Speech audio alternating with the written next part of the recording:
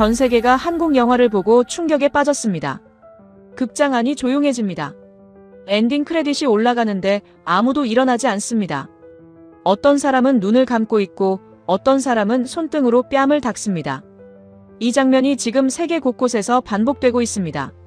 폭발 한 번 없습니다. 전투 장면도 없어요. 슈퍼히어로는 당연히 없고요. 그런데 로튼토마토 관객 점수 96%.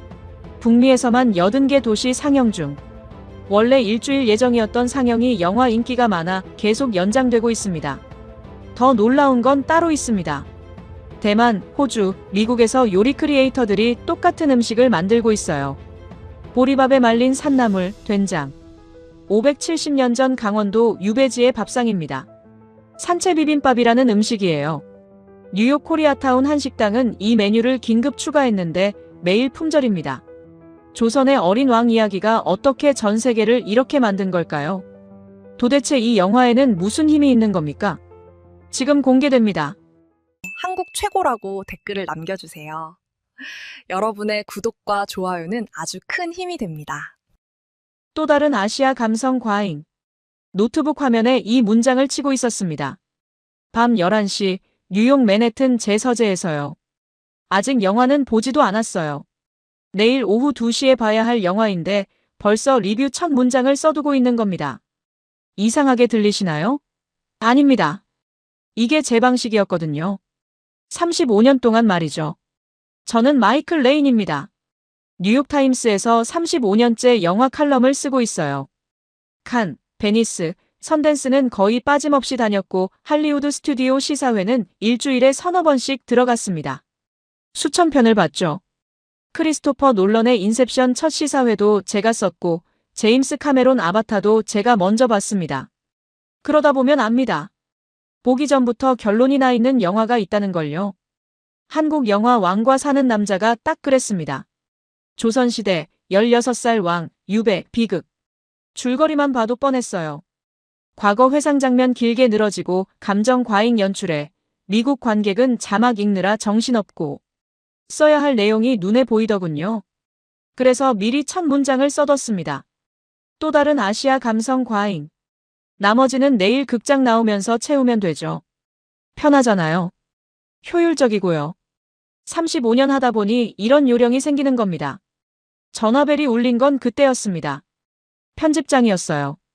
목소리가 피곤하더군요. 마이클, 내일 오후 2시 한국 영화 시사회 좀 가줄래? 담당 기자가 독감 걸렸대. 웨스트 42번가 AMC 엠파이어 25관. 미안하다는 말도 없었습니다.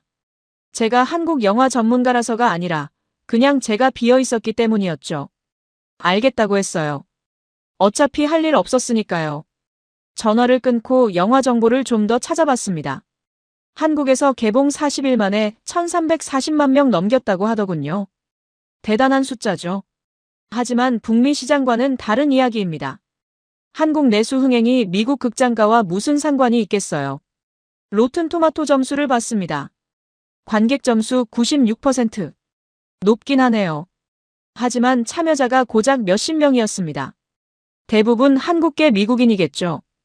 객관적 지표라고 보긴 어렵습니다. 노트북 화면을 다시 봤어요. 또 다른 아시아 감성 과잉. 좋은 시작이었습니다. 간결하고 명확하잖아요. 독자들도 바로 이해할 겁니다. 아, 또 그런 영화구나. 파일을 저장했습니다. 사실 한국 영화를 무시하는 건 아니에요. 몇 년 전 칸에서 황금종려상 받은 작품도 봤고 아카데미 작품상 받은 것도 챙겨봤습니다. 훌륭했죠. 인정합니다. 감독의 연출력도 인상적이었고요. 하지만 그게 다였어요. 예술 영화 섹션에서 가끔 언급되는 정도. 제주 무대는 할리우드였으니까요. 마블, 디즈니, 워너브러더스, 유니버설. 거기가 진짜 메이저리그입니다. 1년에 수억 달러 벌어들이는 블록버스터들 말이죠. 전 세계 수천만 명이 보는 영화들요. 아시아 역사물. 솔직히 틈새 시장입니다. 단종이 누군지, 조선이 뭔지, 유배가 무슨 의미인지 아는 미국인이 얼마나 되겠습니까? 570년 전 이야기라고요? 미국이 건국되기도 300년 전입니다.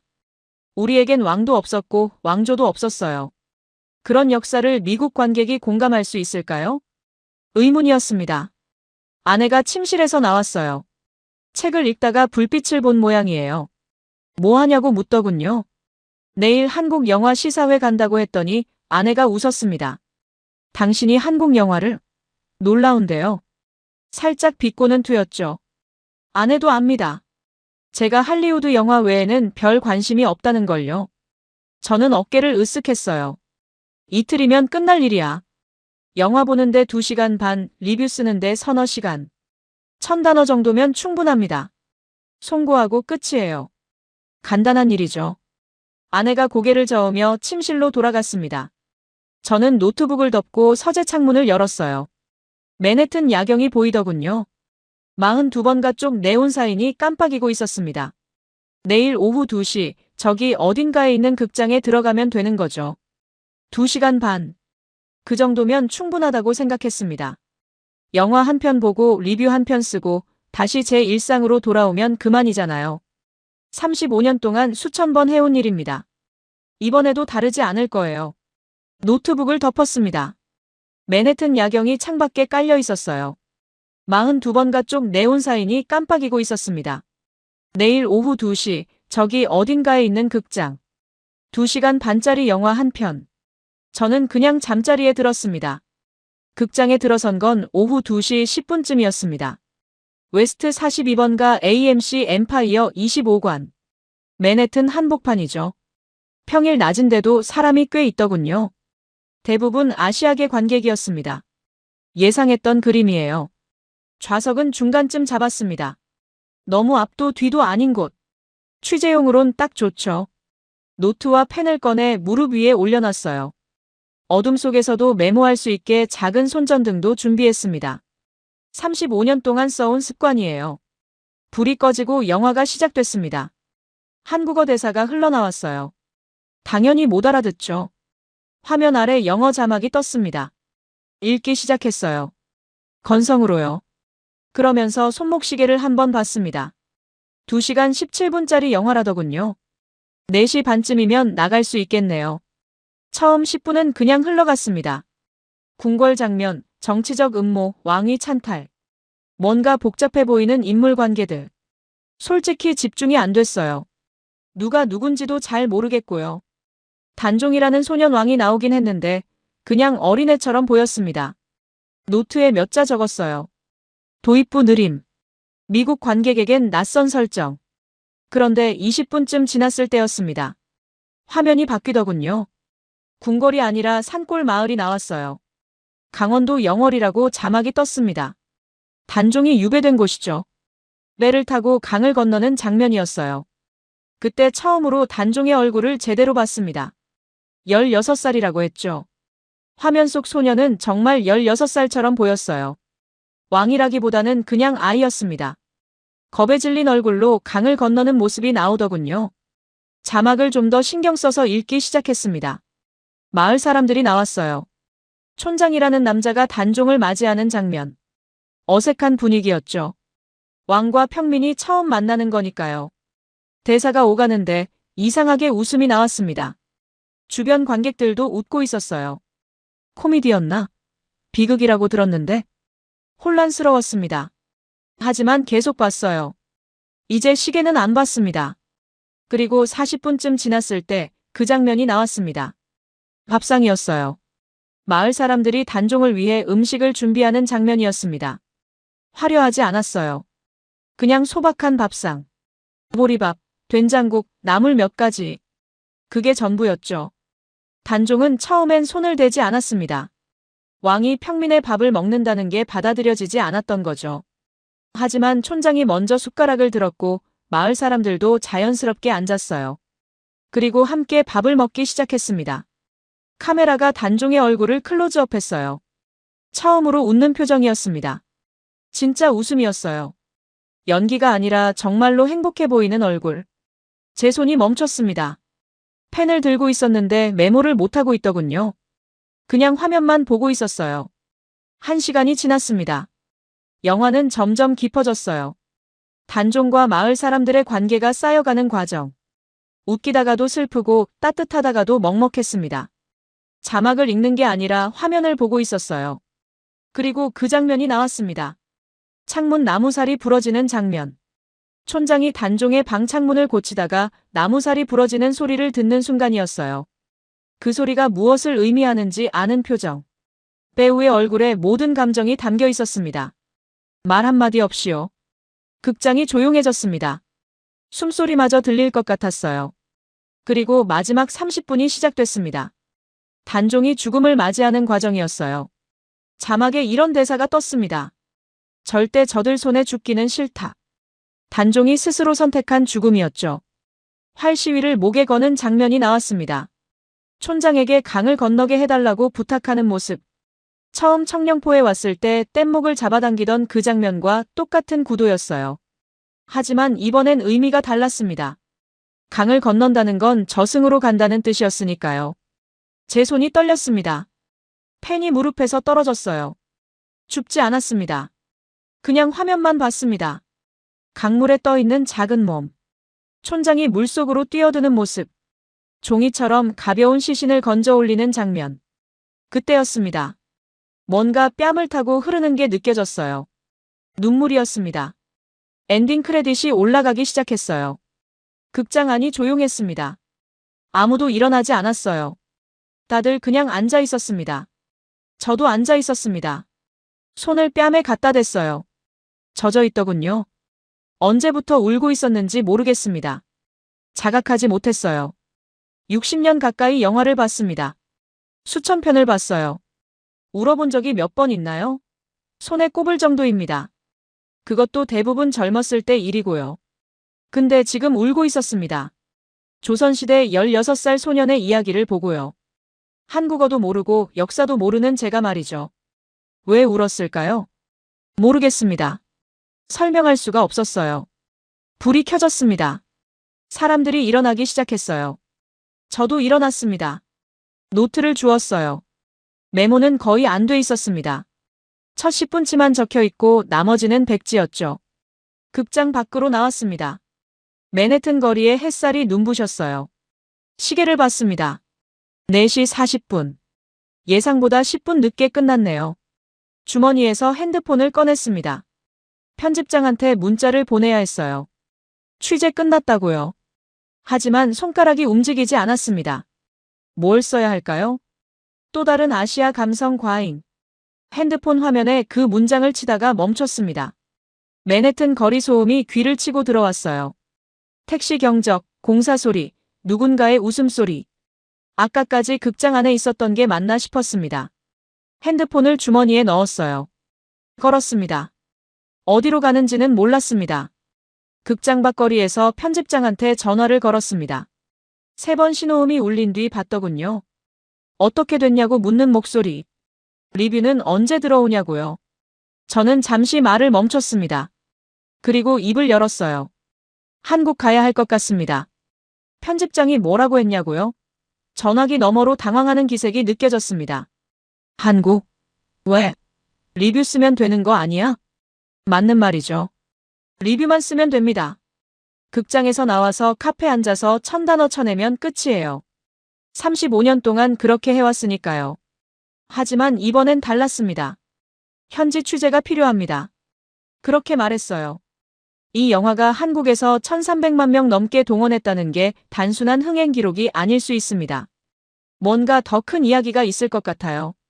편집장이 한숨을 쉬었습니다. 마이클, 예산 생각 좀 해.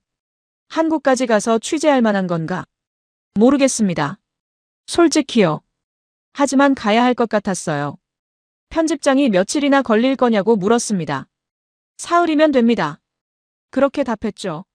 서울 가서 현지 반응 취재하고 영화 배경된 곳 다녀오면 될 것 같습니다. 알았다는 대답이 돌아왔습니다. 사흘. 딱 사흘만. 이틀 뒤 인천공항에 도착했습니다. 비행기에서 13시간 넘게 있었어요. 잠은 거의 못 잤습니다. 공항 밖으로 나와 공항철도를 타고 서울역으로 향했습니다. 차창 밖 풍경을 보는데 뭔가 눈에 띄었습니다. 포스터였어요. 지하철역마다 붙어 있더군요. 왕과 사는 남자. 한글로 쓰여 있었지만 영화 포스터인 건 금방 알 수 있었습니다. 유해진이라는 배우와 박지훈이라는 배우 얼굴이 크게 나와 있었거든요. 한두 군데가 아니었어요. 모든 역마다 있었습니다. 서울역에 내렸습니다. 역 구내에도 포스터가 붙어 있었어요. 거대한 현수막까지 걸려 있더군요. 1346만 명 돌파. 그런 문구가 적혀 있었습니다. 호텔에 짐을 풀고 거리로 나왔어요. 명동이라는 곳이었습니다. 관광 중심지라고 하더군요. 걸어가는데 또 포스터가 보였습니다. 버스 정류장, 건물 외벽, 지하철 입구. 도대체 몇 개나 붙여놓은 걸까요? 서점에 들어갔습니다. 입구부터 놀랐어요. 베스트셀러 코너 전체가 단종 관련 도서로 채워져 있었거든요. 조선왕조실록, 단종평전, 영월의 역사, 심지어 영화 대본집까지 쌓여 있었습니다. 저는 그중 한 권을 집어들었어요. 단종평전이라는 책이었습니다. 표지에 16살 소년 왕의 초상화가 그려져 있더군요. 한글로 쓰여 있어서 내용은 못 읽었지만 사진들은 볼 수 있었습니다. 청령포 사진, 장릉 사진, 관음송 사진. 영화에서 본 바로 그 장소들이었어요. 책장을 넘기는데 옆에서 누가 말을 걸었습니다. 서점 직원이었어요. 20대 후반쯤 되어 보이는 여성이었죠. 영어로 물었습니다. 영화 보셨어요? 네, 봤습니다. 직원이 웃었어요.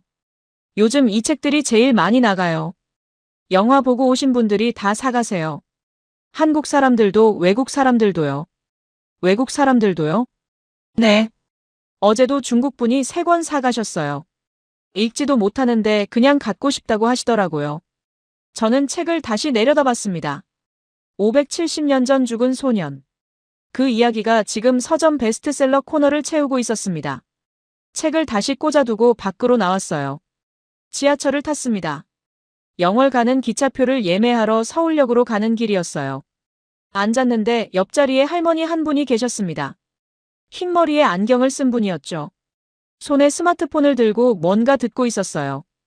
이어폰을 안 꽂으셨더군요. 소리가 새어나왔습니다. 음악이었어요. 영화 음악이었습니다. 왕과 사는 남자 OST. 극장에서 들었던 바로 그 음악. 할머니가 작게 흥얼거리고 있었습니다. 저는 그 모습을 보면서 생각했어요. 영화 하나가 나라 전체를 뒤집어 놨구나. 서울역에 도착했습니다. 표를 끊으러 갔는데 창고 직원이 물었어요. 영월 가시는 거죠? 청령포 보러요? 네, 그렇다고 했습니다. 직원이 웃었어요. 요즘 엄청 많이 가시더라고요. 주말표는 벌써 매진됐어요. 매진이요? 네. 영화 보고 다들 가신대요. 표를 받아들고 대합실로 갔습니다. 기차 시간까지 1시간 남았더군요. 벤치에 앉아서 사람들을 관찰했습니다. 젊은 커플이 지나갔어요. 남자가 여자한테 뭐라고 말하는데 단종이라는 단어가 들렸습니다. 한국어는 못 알아듣지만 고유명사는 들리거든요. 중년 부부도 보였습니다. 손에 여행 가이드북을 들고 있었어요. 표지에 영월이라고 적혀 있었습니다. 기차 시간이 됐습니다.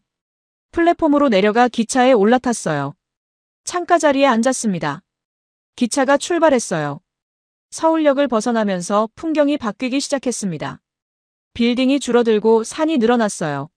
맞은편 자리에 대학생들이 앉았습니다. 셋이었어요. 다들 20대 초반쯤 되어 보였습니다. 한 명이 핸드폰으로 뭔가 보여주더군요. 영화 장면 같았어요. 다들 웃다가 갑자기 조용해졌습니다. 그중 한 명이 말했어요. 한국어였지만 단종이라는 이름이 들렸습니다. 다른 친구가 고개를 끄덕이더니 창밖을 봤습니다. 표정이 진지했어요. 1시간쯤 지났을까요? 창밖은 완전히 달라져 있었습니다. 산뿐이었어요. 깊은 산속으로 들어가고 있었습니다. 강이 보이더군요. 기차가 강을 따라 달리고 있었어요. 저는 그 강을 보면서 생각했습니다. 570년 전 그 소년도 이 길을 지나갔을까요? 한양에서 영월까지. 왕에서 죄인으로. 16살 나이에. 어떤 기분이었을까요? 기차는 계속 달렸습니다. 산은 점점 깊어졌고 하늘은 점점 좁아졌습니다. 맞은편 대학생들도 이제 말이 없었어요. 다들 창밖만 보고 있었습니다. 영월까지 2시간 반. 그 시간 동안 저는 창밖만 봤습니다. 핸드폰도 안 받고 노트도 안 폈어요. 그냥 흘러가는 풍경만 봤습니다. 평생 뉴욕에서 살았습니다. 한국은 처음이에요. 한국어도 한마디 못하고요. 근데 지금 강원도 산골로 가고 있었습니다. 영화 한 편 때문에요. 영월역에 내린 건 오후 4시쯤이었습니다. 작은 역이었어요. 서울역과는 비교도 안 될 만큼 조용하고 작았습니다. 플랫폼에서 내려 역사로 들어갔는데 사람들이 꽤 있더군요. 생각보다 훨씬 많았어요. 택시를 탔습니다. 청령포 가달라고 했더니 기사님이 웃었어요. 영어로 물었습니다. 영화 봤어요? 네, 봤습니다. 기사님이 고개를 끄덕였어요. 요즘 매일 태워요. 아침부터 저녁까지. 주말엔 차가 밀려서 1시간도 넘게 걸려요. 택시가 출발했습니다. 창밖으로 강이 보이기 시작했어요. 넓고 잔잔한 강이었습니다. 동강이라고 하더군요. 15분쯤 달렸을까요? 청령포 입구에 도착했습니다. 택시에서 내리는데 눈앞 광경에 멈칫했어요. 사람들이었습니다. 선착장으로 이어지는 길에 줄이 길게 늘어서 있었어요. 100명은 좋게 되어 보였습니다.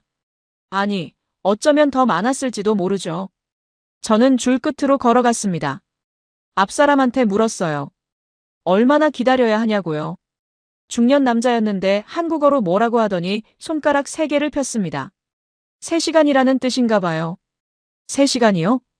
남자가 고개를 끄덕였습니다. 그리고 영어로 한마디 덧붙였어요. 나룻배가 2대밖에 없어요. 저는 시계를 봤습니다. 4시 15분. 3시간이면 7시가 넘습니다. 해가 지겠네요. 하지만 줄을 섰습니다. 다른 선택지가 없었거든요. 주변을 둘러봤어요. 한국 사람들만 있는 게 아니었습니다. 외국인들도 눈에 띄었어요. 영어 쓰는 사람들, 중국어 쓰는 사람들, 일본어 쓰는 사람들.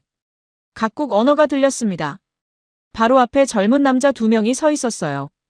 중국어로 대화하고 있었습니다. 억양이 대만식 같았어요. 한 명이 핸드폰을 꺼내 사진을 찍더군요. 긴 줄을 찍고 있었습니다.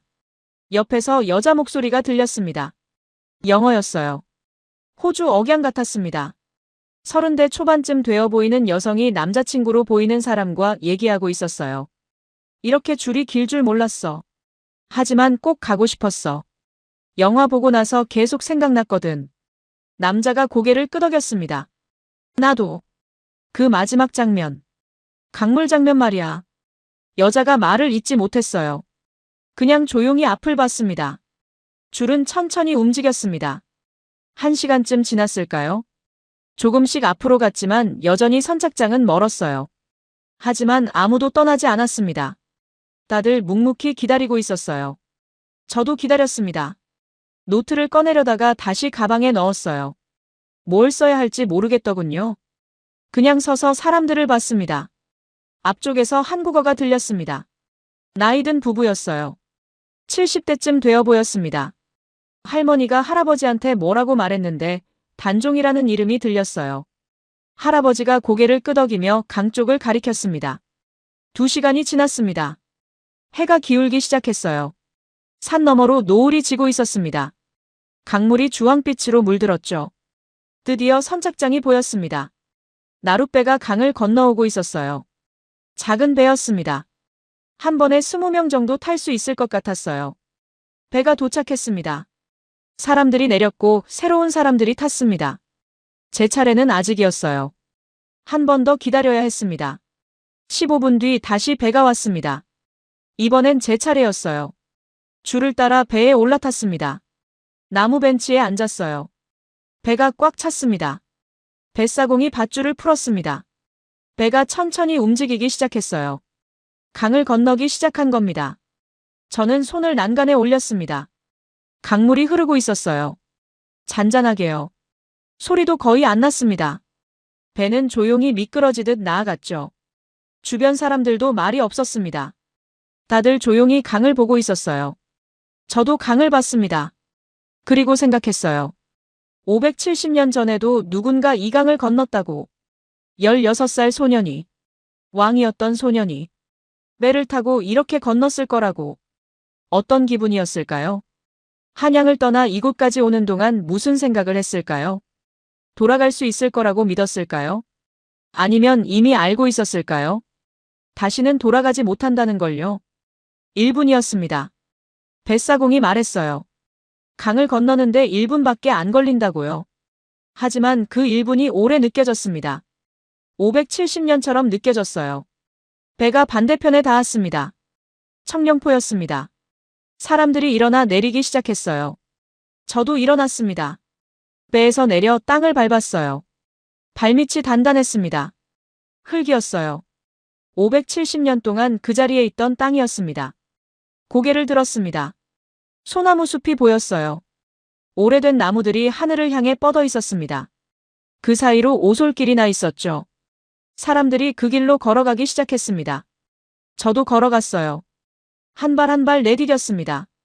60년 넘게 살았지만 이렇게 한 걸음 한 걸음이 무겁게 느껴진 적이 있었나 싶었어요. 나이 들면 아는 게 있습니다. 어떤 장소는 그냥 장소가 아니라는 걸요. 시간이 쌓인 곳이 있다는 걸요. 여기가 그랬습니다. 570년이 그대로 남아 있었어요. 소나무 숲길을 걸었습니다. 햇빛이 나무 사이로 비스듬히 들어왔어요. 노을이 지고 있었습니다. 오솔길은 부드러웠어요. 수백 년 동안 사람들이 밟아온 길이었죠. 앞에서 걷던 사람들이 멈춰 섰습니다. 저도 멈췄어요. 무엇 때문인지 고개를 들어봤습니다. 나무였습니다. 거대한 소나무 한 그루가 하늘을 향해 서 있었어요. 다른 나무들과는 차원이 달랐습니다. 굵기도 굵었지만 높이가 압도적이었죠. 가지가 사방으로 뻗어 있었고 그 아래 그늘이 드리워져 있었습니다.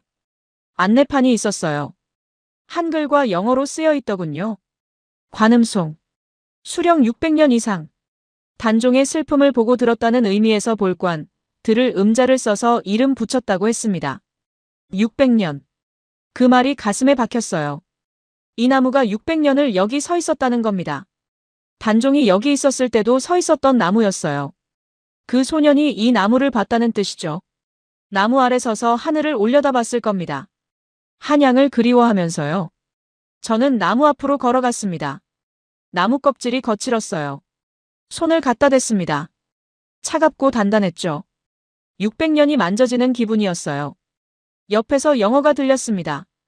호주에서 온 그 커플이었어요. 여자가 나무를 올려다보며 말했습니다. 600년. 믿어져? 남자가 대답했어요. 이 나무가 그 소년을 봤다는 거잖아. 여자가 조용히 고개를 끄덕였습니다.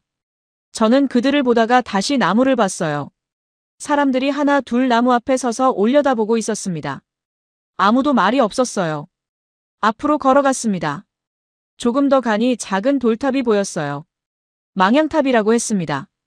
단종이 한양을 그리워하며 돌을 하나하나 쌓았다는 탑이라고 안내판에 적혀 있었죠. 탑 앞에 사람들이 서 있었습니다. 한 젊은 여자가 무릎을 꿇고 앉아 있었어요. 대만에서 온 것 같았습니다. 손을 뻗어 돌 하나를 조심스럽게 만졌습니다. 그리고는 손을 거뒀어요. 얼굴을 가렸습니다. 울고 있었습니다. 저는 그 모습을 보고 뒤로 물러섰어요. 더 이상 볼 수가 없었거든요. 청령포를 나왔습니다. 다시 나룻배를 타고 강을 건넜어요. 선착장에 내려 걸었습니다. 어디로 가야 할지 모르겠더군요. 그냥 걸었어요. 식당이 보였습니다. 작은 한 식당이었어요. 간판에 한글로 뭐라고 쓰여 있었는데 못 읽었습니다. 하지만 문 옆에 메뉴판이 붙어 있었고 사진이 있었어요. 비빔밥 사진이 보였습니다. 들어갔습니다. 안은 아담했어요. 테이블이 대여섯 개 정도 있었고 절반쯤 차 있었습니다. 빈 테이블에 앉았어요. 할머니 한 분이 나오셨습니다. 60대 후반쯤 되어 보였어요. 메뉴판을 건네주셨습니다. 저는 메뉴판을 보다가 손가락으로 가리켰어요. 산채 비빔밥이라고 쓰여 있는 것 같았습니다. 그리고 다슬기국도 가리켰죠. 할머니가 고개를 끄덕이셨어요. 영어로 한마디 하셨습니다. 영화 봤어요? 네, 봤습니다. 할머니가 웃으셨어요. 단종이 드시던 음식이에요. 그렇게 말하고는 주방으로 들어가셨습니다. 저는 테이블에 앉아 기다렸습니다. 창밖을 봤어요. 어둑어둑해지고 있었습니다. 청령포 쪽 산이 실루엣으로 보였죠. 10분쯤 지났을까요? 음식이 나왔습니다. 돌솥에 담긴 비빔밥과 뚝배기에 담긴 국이었어요. 할머니가 테이블에 내려놓으셨습니다. 비벼 드세요. 저는 비빔밥을 내려다봤습니다. 화려하지 않았어요. 보리밥 위에 말린 산나물 몇 가지가 올라가 있었고 된장과 고추장이 한쪽에 놓여 있었습니다. 그게 전부였어요.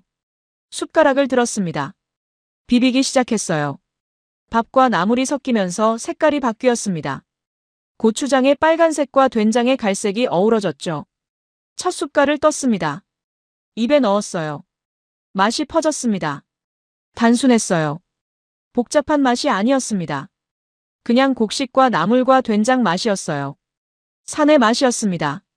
삼켰습니다. 그리고 멈췄어요. 뭔가가 목구멍을 타고 내려가는 게 느껴졌습니다. 음식만이 아니었어요. 뭔가 더 큰 게 내려가는 기분이었죠. 다슬기국을 한 숟갈 떴습니다. 맑고 구수한 국물이었어요. 담백했습니다. 저는 숟가락을 내려놓았습니다. 할머니를 봤어요. 주방 문 앞에 서 계셨습니다.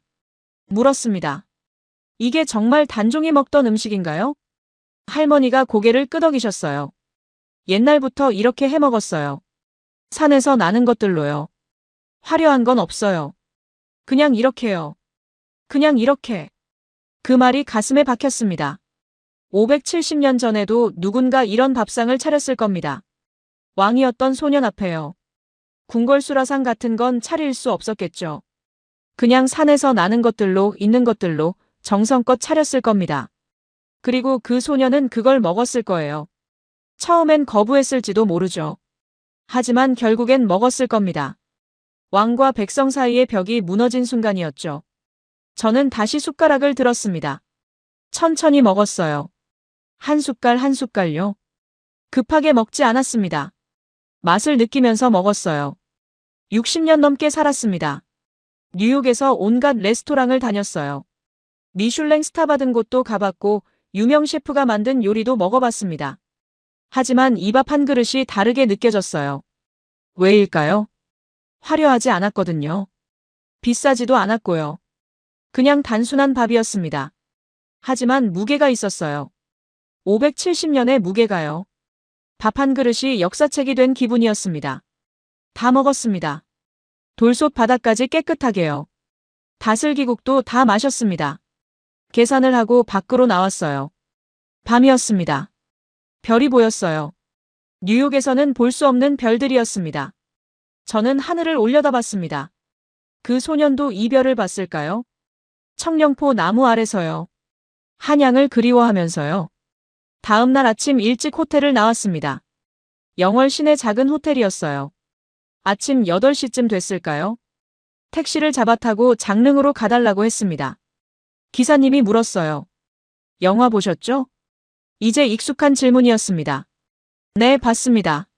10분쯤 달렸을까요? 산길을 올라가더니 입구가 보였습니다. 장릉이라고 쓰여 있었어요. 택시에서 내렸습니다. 주차장에 차가 꽤 있더군요. 생각보다 많았어요. 번호판을 봤습니다. 서울, 경기도, 부산. 전국에서 온 것 같았어요. 매표소로 걸어갔습니다. 그런데 앞에 서양인 커플이 있었어요. 영어로 대화하고 있었습니다. 호주 억양 같았죠. 표를 끊고 입구로 들어갔습니다. 소나무 숲길이 나왔어요. 청령포와 비슷하면서도 달랐습니다. 더 고요했죠. 걸으면서 주변을 봤습니다. 사람들이 드문드문 있었어요. 한국 사람들만 있는 줄 알았는데 아니었습니다. 일본어가 들렸고 중국어도 들렸습니다. 영어도 들렸어요. 5분쯤 걸었을까요? 큰 안내판이 나왔습니다. 유네스코 세계문화유산이라고 적혀 있었어요. 한글과 영어로요. 아까 봤던 서양인 커플이 그 안내판 앞에 서 있었습니다. 남자가 핸드폰을 꺼내 뭔가 검색하고 있었어요. 여자가 안내판을 사진 찍고 있었고요. 남자가 말했습니다. 잠깐, 이게 유네스코 세계문화유산이야? 난 전혀 몰랐어. 그냥 영화 때문에 온 건데. 여자가 대답했어요. 나도. 검색해보니 570년 됐대. 진짜 왕릉이래. 570년. 믿어져? 저는 그들 옆을 지나쳤습니다. 조금 더 걸었어요. 또 다른 안내판이 나왔습니다. 엄흥도에 대한 설명이었어요. 한글과 영어로 쓰여 있었습니다. 읽었어요. 시신을 거두는 자는 삼족을 멸한다는 어명. 그럼에도 홀로 시신을 수습한 촌장 엄흥도 목숨을 걸고 장례를 치렀다는 내용. 안내판 앞에 일본인으로 보이는 젊은 남자가 서 있었습니다. 가만히 읽고 있었어요. 한참을요. 그리고 고개를 천천히 저었습니다. 믿을 수 없다는 표정이었죠. 조금 더 걸었습니다. 길이 트이면서 앞이 보였어요. 능이었습니다. 둥근 언덕 같은 모양이었어요. 크지 않았습니다. 소박했죠.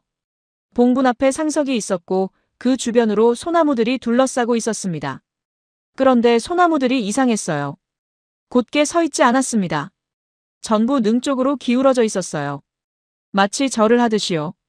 저는 그 광경 앞에서 멈췄습니다. 나무들이 절을 하고 있었습니다.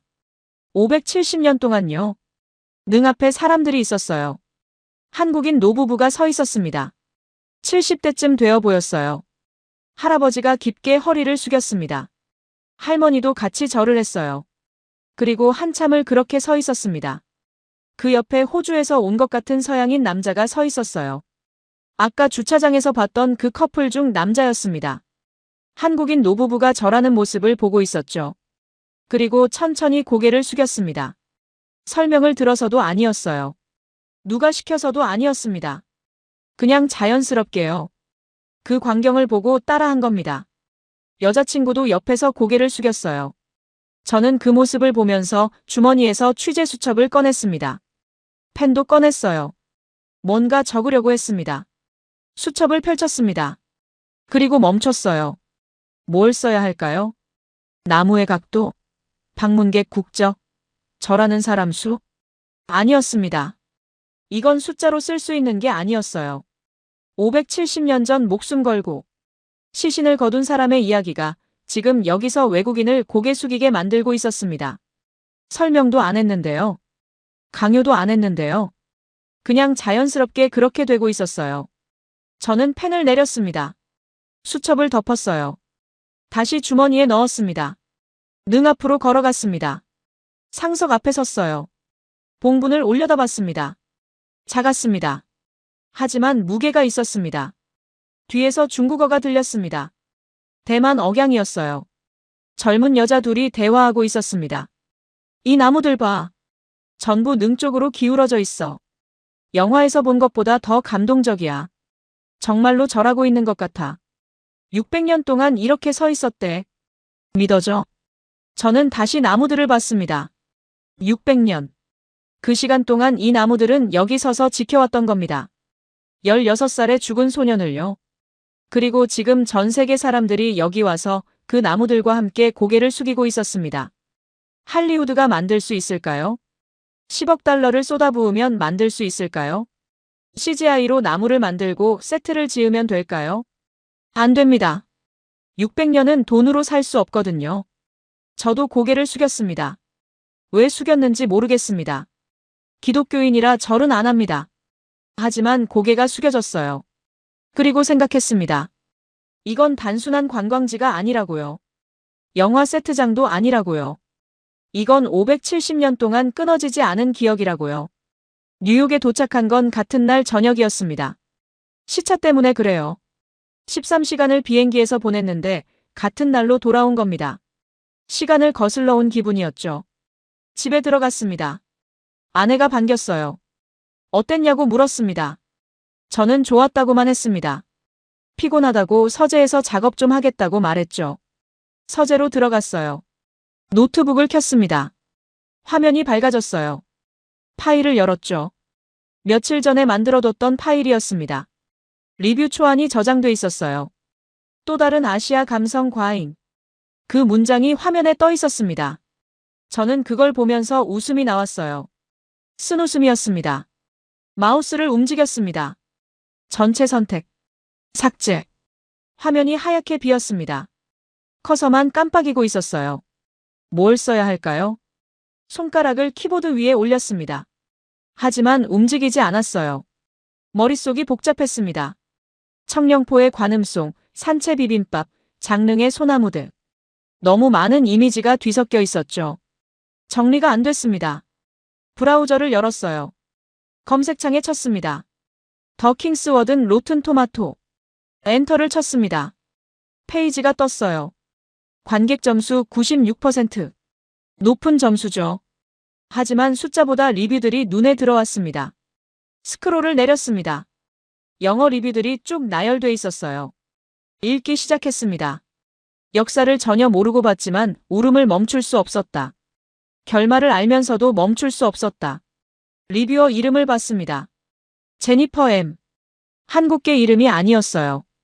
다음 리뷰를 봤습니다. 내 생애 첫 사극 영화였는데 슬프고 연기가 훌륭했다. 데이비드 K. 또 다음. 웃기면서도 깊이 감동적이다. 몇 년 만에 본 최고의 영화. 사라티. 전부 한국계가 아닌 이름들이었습니다. 저는 화면을 보면서 생각했어요. 나만 운 게 아니었구나. 다른 탭을 열었습니다. 유튜브로 갔어요. 검색했습니다. 킹스워든 음식. 영상이 나왔습니다. 대만 크리에이터가 올린 영상이었어요. 썸네일에 산채 비빔밥 사진이 있었습니다. 클릭했습니다. 영상이 재생됐어요. 중국어 번체자 자막이 달려 있었습니다. 못 알아들었지만 화면은 이해됐어요. 젊은 대만 여자가 부엌에서 요리하고 있었습니다. 말린 산나물을 물에 불리고 된장을 풀고 보리밥을 짓고 있었어요. 영화 장면이 중간중간 삽입됐습니다. 단종이 밥을 먹는 장면이요. 그리고 완성된 산채 비빔밥이 화면에 나왔습니다. 570년 전 유배지의 밥상이 2026년 때만 부엌에서 재현되고 있었던 겁니다. 댓글을 봤습니다. 중국어였지만 번역 버튼을 눌렀어요. 영화 보고 너무 궁금했어요. 감사합니다. 저도 만들어봤는데 정말 단순하지만 감동적이었어요. 다음 주에 영월 갑니다. 현지에서 먹어볼게요. 저는 화면을 보면서 멍하니 앉아 있었습니다. 이게 뭐지? 다시 검색했습니다. 더 킹스워든 미국 개봉. 기사들이 나왔어요. 북미 상영 관련 기사들이었습니다. 클릭해서 읽었습니다. 처음 5개 도시에서 시작했다고 나와 있었어요. 로스앤젤레스, 샌프란시스코, 달라스, 시카고, 뉴욕. 일주일 예정이었다고 했습니다. 하지만 반응이 좋아서 계속 확장됐다고 했어요. 현재 80개 이상의 도시에서 상영 중. 캐나다, 호주까지 확대. 상영 기간도 계속 연장 중. 저는 뒤로 기대 앉았습니다. 80개 도시. 한국 영화가 북미에서 80개 도시에 걸려 있다는 겁니다. 아트하우스도 아니고 AMC 같은 메인스트림 극장에서요. 왜요? 할리우드 블록버스터도 아닌데요. 마블도 아니고 디즈니도 아닌데요. 조선시대 16살 왕 이야기가 왜 미국 전역에서 상영되고 있는 겁니까? 그때 깨달았습니다. 할리우드가 못 만드는 게 있었던 겁니다. 10억 달러를 쏟아부어도 최고의 감독을 데려와도 최신 기술을 써도 만들 수 없는 게요. 시간이었습니다. 570년이라는 시간. 600년 동안 한자리에 서 있던 나무. 그 나무 아래서 밥을 먹고 돌탑을 쌓고 죽어간 소년의 이야기. 그리고 그걸 목숨 걸고 기억한 사람들. 할리우드는 세트를 지을 수 있습니다. CGI로 나무를 만들 수도 있죠. 하지만 600년은 못 만듭니다. 진정성도 못 만들어요. 570년 전과 똑같은 방식으로 만든 밥 한 그릇. 그 밥을 먹으며 느끼는 연결감. 영화가 끝나도 끝나지 않는 이야기. 청룡포로 이어지고 식당으로 이어지고 장릉까지 이어지는 흐름. 이건 영화가 아니었습니다. 이건 600년짜리 기억이었어요. 손가락이 키보드로 갔습니다. 움직이기 시작했어요. 빠르게요. 나는 570년 된 밥상 앞에서 항복했다. 첫 문장을 쳤습니다. 그리고 멈추지 않았어요. 계속 썼습니다. 할리우드가 10억 달러를 써도 만들 수 없는 것에 대해 썼습니다. 시간이 쌓인다는 것에 의미를 썼어요. 600년 된 나무가 지금도 절하고 있다는 것. 외국인들이 설명도 듣지 않고 자연스럽게 고개를 숙인다는 것. 영화가 스크린에서 끝나지 않는다는 걸 썼습니다. 현실로 이어진다는 것. 대만 부엌에서 밥상이 재현되고 미국 극장가 80개 도시로 퍼져나간다는 것. 새벽 4시가 됐습니다. 1500단어가 쌓여 있었어요. 읽어봤습니다. 한 번, 두 번. 고칠 곳이 없었습니다. 편집장한테 이메일을 보냈어요. 원고 첨부. 제목 왕과 사는 남자 리뷰. 전송.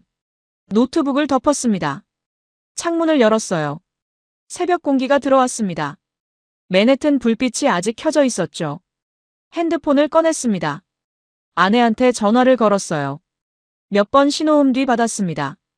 졸린 목소리였죠. 왜, 무슨 일이야? 당신도 꼭 봐야 해. 그리고 같이 영월 가자. 지금 새벽 4시야. 알아.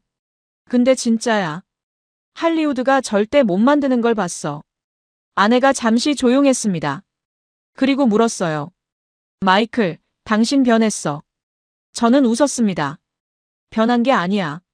몰랐던 걸 알게 된 거야. 다음 날 아침 편집장한테 전화가 왔습니다. 아침 9시였어요. 저는 거우 4시간 잤습니다. 잠결에 전화를 받았죠. 편집장 목소리가 들렸습니다. 마이클, 이거 진짜야? 네. 이 기사. 진짜 당신이 쓴 거 맞아? 저는 눈을 떴습니다. 천장을 봤어요. 네, 제가 썼습니다. 편집장이 잠시 말이 없었습니다. 그리고 말했어요. 일면 문화 섹션에 실어. 오늘 저녁판에. 일면이요? 응. 35년 동안 당신 기사 본 중에 제일 좋아. 전화가 끊겼습니다. 저는 핸드폰을 내려놓고 천장을 봤어요. 일면 문화 섹션. 뉴욕타임스 일면이라는 겁니다. 한국 영화 리뷰가요. 그날 저녁 신문이 나왔습니다. 제 기사가 일면 문화 섹션에 실렸어요. 제목은 간단했습니다.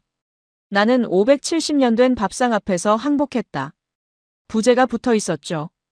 한국 영화 왕과 사는 남자가 보여준 것, 할리우드가 10억 달러로도 살 수 없는 것. 그날 밤부터 반응이 왔습니다. 이메일이 쏟아졌어요. 독자들이었습니다. 댓글도 달렸고요. 기사 읽고 바로 표 샀습니다. 이번 주말에 볼 예정입니다. 영월이 어디 있는지 찾아봤어요. 한국 가면 꼭 가보고 싶습니다. 산채 비빔밥을 어디서 먹을 수 있나요? 뉴욕에 파는 곳 있나요? 사흘이 지났습니다. 편집장한테 또 전화가 왔어요. 마이클, 이거 봤어? 뭘요? 구글 트렌드. 영월 검색량이 300% 올랐어. 미국에서. 지난주 대비로. 진짜요? 응. 그리고 한국관광공사에서 연락 왔어. 고맙다고. 저는 웃었습니다. 믿기지 않았거든요. 일주일이 지났습니다. 맨해튼 코리아타운 한식당 사장님한테서 연락이 왔어요. 아는 분이었습니다. 가끔 취재차 들르던 곳이었죠. 마이클 씨 기사 때문에 난리예요. 무슨 일인데요? 산채비빔밥 문의 전화가 하루에 10통씩 와요. 원래 메뉴에 없었는데 급하게 추가했어요. 매일 품절돼요. 정말요? 네. 그리고 다들 물어봐요. 이게 단종이 먹던 거 맞냐고. 영화 보고 왔다고. 저는 전화를 끊고 창밖을 봤습니다. 뉴욕이었습니다. 맨해튼 거리였어요. 저기 어딘가에서 사람들이 570년 전 조선 유배지의 밥을 먹고 있었습니다. 믿기지 않았습니다. 한 달이 지났습니다. 아내와 함께 영화를 보러 갔어요. 맨해튼 AMC 엠파이어 25관. 제가 처음 봤던 바로 그 극장이었습니다. 평일 저녁이었는데도 사람이 꽤 있었어요. 절반 정도 찼습니다. 영화가 시작됐습니다. 아내는 처음 보는 거였죠. 저는 두 번째였고요.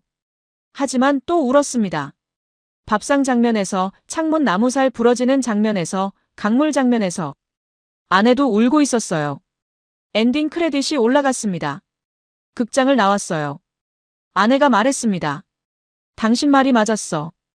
할리우드가 못 만드는 게 있네. 저는 고개를 끄덕였습니다.